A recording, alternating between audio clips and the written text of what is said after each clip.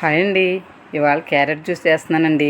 Season వచ్చేసింది కదండి, క్యారెట్లు చక్కగా వచ్చినాయండి. మార్కెట్ నిండా క్యారెట్లేనండి. అందుకని క్యారెట్లు తీసుకొచ్చి జ్యూస్ చేస్తున్నానండి. ఎప్పుడు క్యారెట్ కాలంలో నేను ఎక్కువ పిల్లలకి క్యారెట్ జ్యూస్ ఇస్తానండి.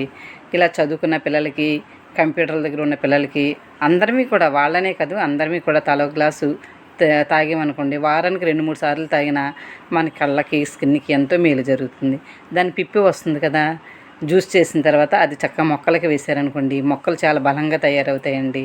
అంటే ఎండలో ఉన్న మొక్కలకి వేయాలండి. నీడలో ఉన్న మొక్కలకి వేసామనుకో అది నొసములు వచ్చేస్తాయి దాని దగ్గర. అందుకని నీడలో ఉన్న మొక్కలకి అసలు వేయొద్దు.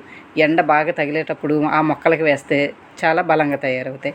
ఇలా ఆ జ్యూస్ని తలో గ్లాస్ తాగారనుకోండి, వారానికి 2-3 సార్లు అలా ఇచ్చుకుంటే పిల్లల కంటికి, స్కిన్కి ఎంతో మంచి జరుగుతుంది. అలాగే అందరం కూడా తాగొచ్చు. సీజన్ కదండి, చక్కగా ఎక్కువగా వస్తాయి మార్కెట్లోకి మంచి క్యారెట్లు. తలో గ్లాసు తాగండి. మీకు నచ్చితే మీరు కూడా ఇలా ట్రై చేయండి.